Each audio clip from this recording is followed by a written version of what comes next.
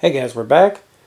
As I mentioned in the Federation versus Klingon starter set video, things were way too long and I had to cut it down, so this time we're going to be looking at just the Klingon upgrades and cards that come in the pack and see what all's in there so I can go through and give you my thoughts and everything in detail without having to edit everything down. So with that, we'll get right in and take a look. That's a look at all the Federation stuff. Now we'll move on to the Klingon stuff. And first and foremost, we get another one of my favorite ships, the Borcha class. We got Kimpex attack cruiser. And I'm sure I mispronounced things because I don't know Klingon. But we have 5 attack, 1 evade, 5 hull, 3 shield. Not too bad. 1 tech upgrade, 1 weapon upgrade, 2 crew upgrades for 25 points. I love the new points. And then the special ability is, as an action, you can target all cloaked friendly ships within range 1 to 2. Place a battle station token beside all ships. So if you keep your fleet within range 1 to 2 of this, you can use this action on here to give all of them battle stations, which is nice. I like it. Then we have our generic version of the Borcha class. You lose 1 shield on there. You lose 1 of the crew upgrades for 22 points. Losing the shield kind of sucks because they're already pretty squishy shield-wise anyway, but you're going to be spending most of your time cloaked anyway, so your shields are going to be disabled, so it's not that big of a deal. And the 5 hull will still absorb quite a bit. Next up, we have the IKS Born. And I said it was Burrell class when I opened the box, but no, it's a Cavort class. This gives us the 4 attack, 1 evade, 5 hull, 3 shield. So you can see they're slightly bigger than the Burrells. They got a little bit beefier hull on there. You got 1 tech, 1 weapon, 2 crew upgrades for 24 points. And then when attacking, if the ship is cloaked, if the depending ship is at range 1, this rolls plus 2 attack dice. If the depending ship is at range 2, this rolls plus 1 attack dice. Now my understanding is this does not say in place of the normal bonus for range 1. So I'm assuming you get that as well. So you're going to be rolling plus 3 attack dice total at range 1, and then plus 1 attack dice at range 2, which is just beastly. That boosts us up to a 7 attack at range 1 if you're cloaked. And that could be pretty lethal. I like it. And then you look here at our generic one. Again, you lose 1 shield on there as always. You lose 1 crew, and then you got 20 points on there. Still not bad. You can swarm these pretty good, and that's a pretty beastly stat line for a 20-point ship. We got our maneuvers here. This is part of why I like the Borcha class. They don't have a reverse, which kind of sucks, but they do have this red U-turn in here in the 3s, which can do the come-about maneuver there, which is pretty nasty. The 2 hard turns in white, which are really nice, and then the 3 hards in red. But overall, it's a pretty maneuverable ship. It's pretty standard dial, actually, plus the U-turn in there.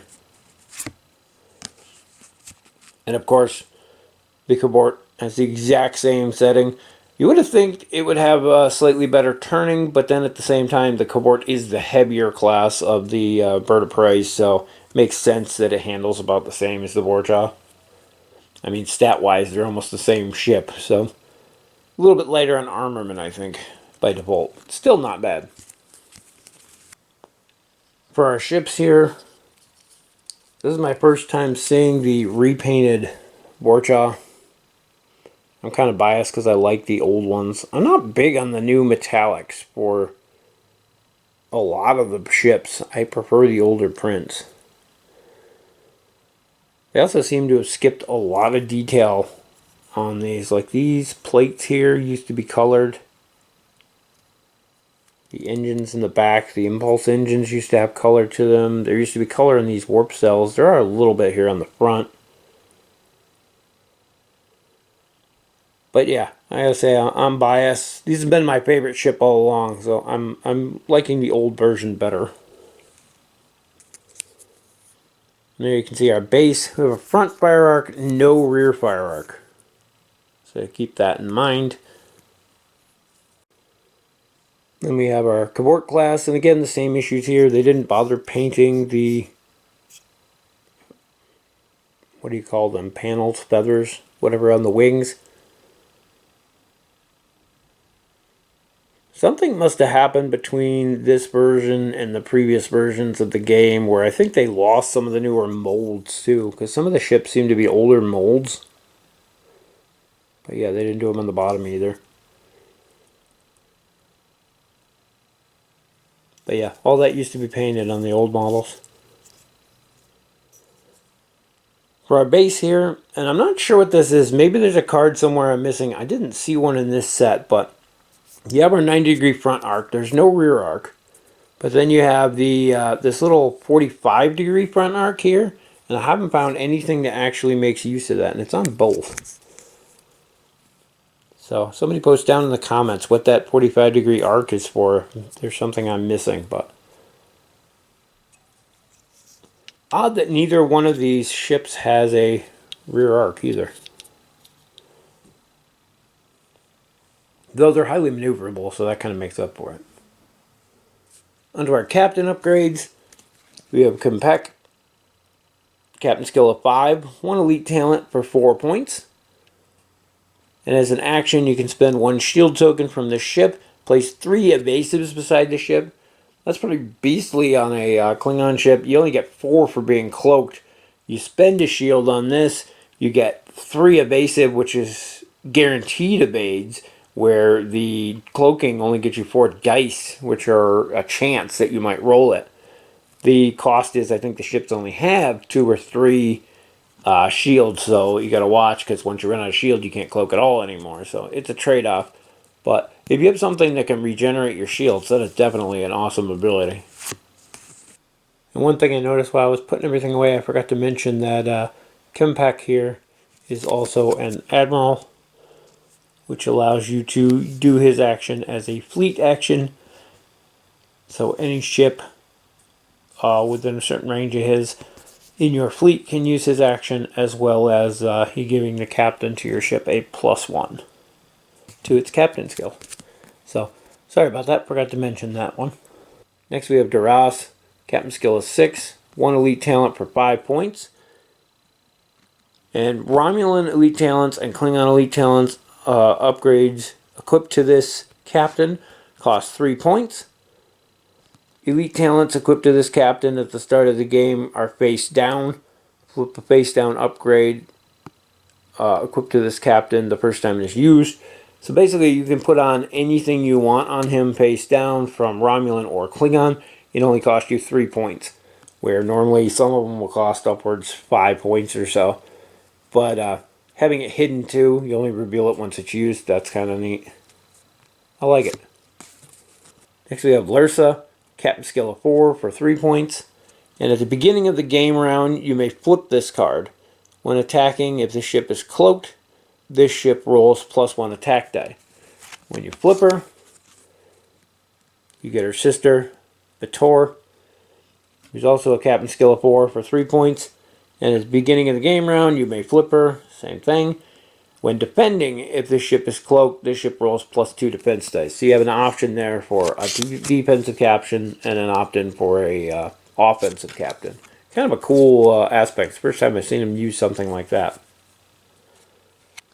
Onto our crew, we have Worf here as a Klingon faction. He can only serve under a Klingon captain, and he has 5 points. And when attacking, if the ship is cloaked, convert all of your blanks into hits. That's a pretty mean ability. I like it. Then we have Kern for 4 points. As an action, discard this card. Equip a weapon upgrade with a cost of 5 points or less that was discarded from the ship to the ship. So if you have a weapon upgrade that's discarded on use, you can use him to re-equip it and be able to use it again. You're getting back possibly a 5 SP card for 4 SP, so you're saving a point there. But 4-point discard, not too huge on. I'm also not too huge on 5-point discard weapons, so I don't see where that would be that useful for me, unless there's some new weapon out there I haven't seen. But I really would rather save the points between the 2-card combo and just equip a reusable weapon, I think. But that's just me. Like I said, there might be something I haven't seen yet out there too, so keep that in mind. I can understand where it would be useful. You are saving a point in the end if you're getting to use a 5 SP weapon twice. That's a discard on use. So there is that, but I just think for my build style, I would go a different route for that. Next we have a Klingon Helmsman for 3 points. During the activation phase, place 2 time tokens on this card. Perform a scan as a free action. So 2 time tokens for a scan. Free actions are always nice. 3 points, not too bad being it's reusable. Definitely might be worth taking, depending on what you're fighting against. Next we have Toral for 2 points. When defending, this ship can convert a battle stations into an evade.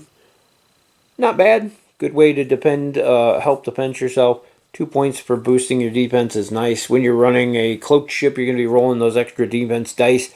The chances that you roll a battle stations are increased. You can swap it over to an evade, so definitely useful. Then we have Klingon Beck, which is just a generic officer. 1 point.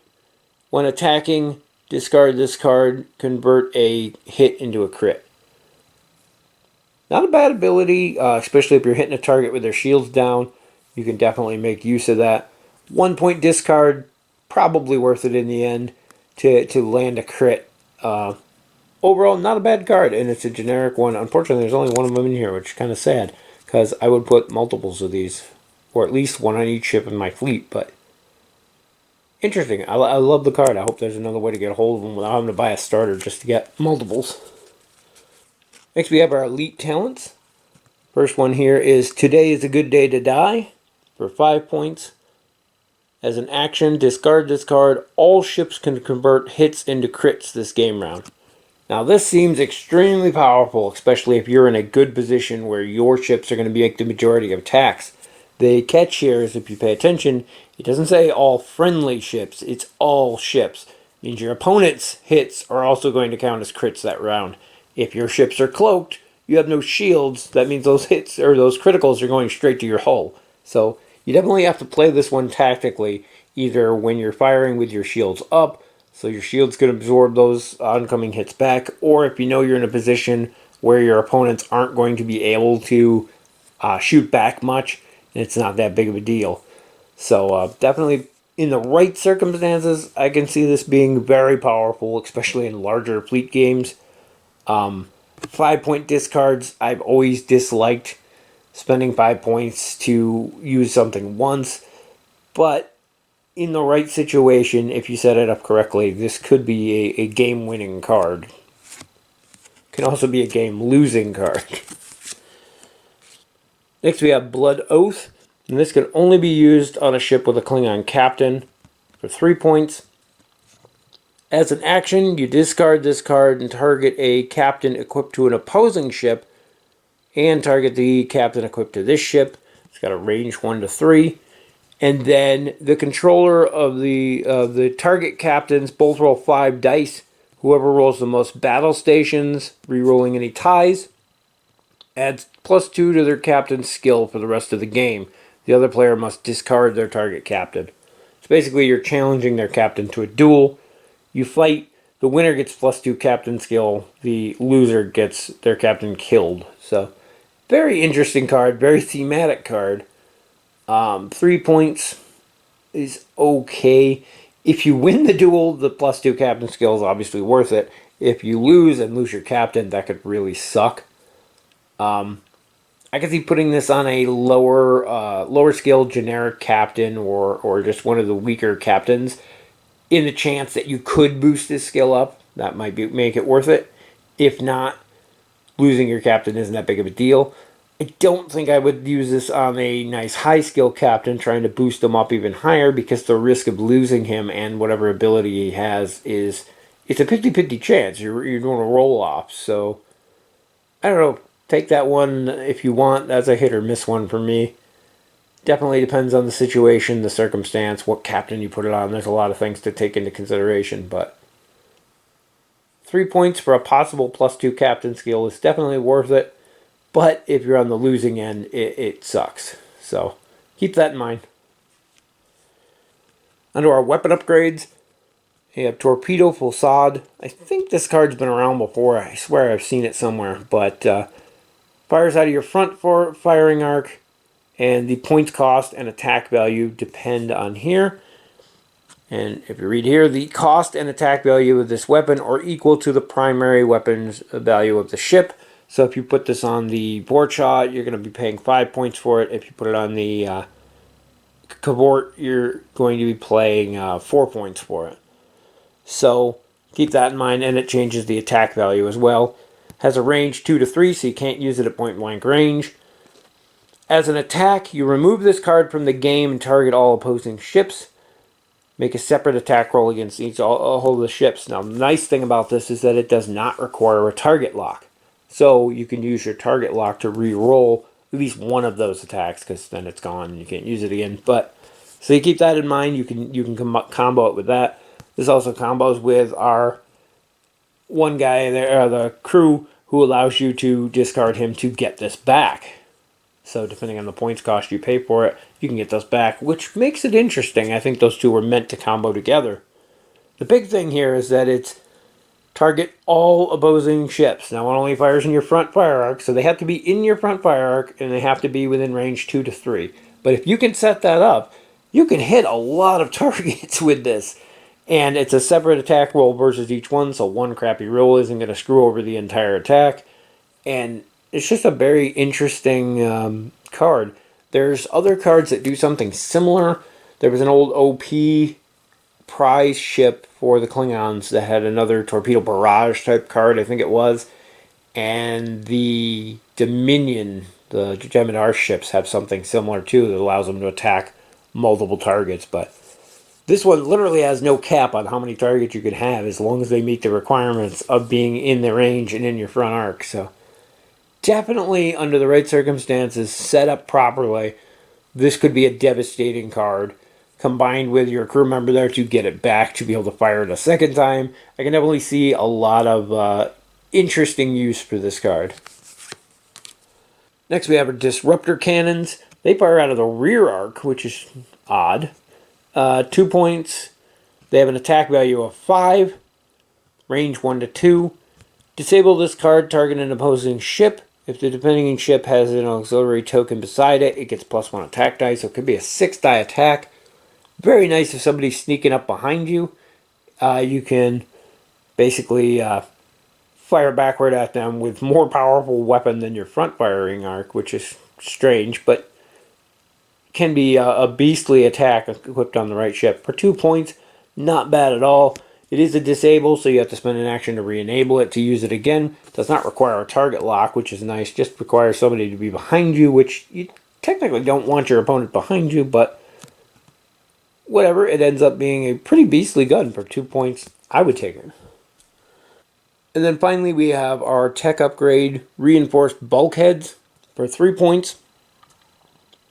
When defending, this ship receives a face-up damage card. Turn that damage card face down unless it's a warp core breach. So basically defends you from all criticals. You're going to flip all your criticals straight face down again unless it's a warp core breach. Pretty powerful card for 3 points. You're definitely going to want this on something with a higher hull value because you'll be getting those face-up criticals, and it automatically flips them back face down. If you have a lower ship that can only take 1 or 2 hits, you're not going to get very much use out of this one. Both the ones that come in this set have a 5 hull, so you're going to have lots of hull in there to chew up to use this. Definitely a nice card. 3 points isn't that bad for that ability. I think the Federation has something similar, but it's only like one use or something like that. Or it disables, I can't remember. It's been a while, but theirs costs like 4 points, I think. So overall, it's pretty nice. I like it. That's going to wrap it up for our look at the Klingons from the Federation versus Klingon starter set. Hope you enjoyed listening to my thoughts and opinions on everything, and even the stuff I messed up on. I apologize. And as always, thank you guys for watching, and we'll see you in the next video.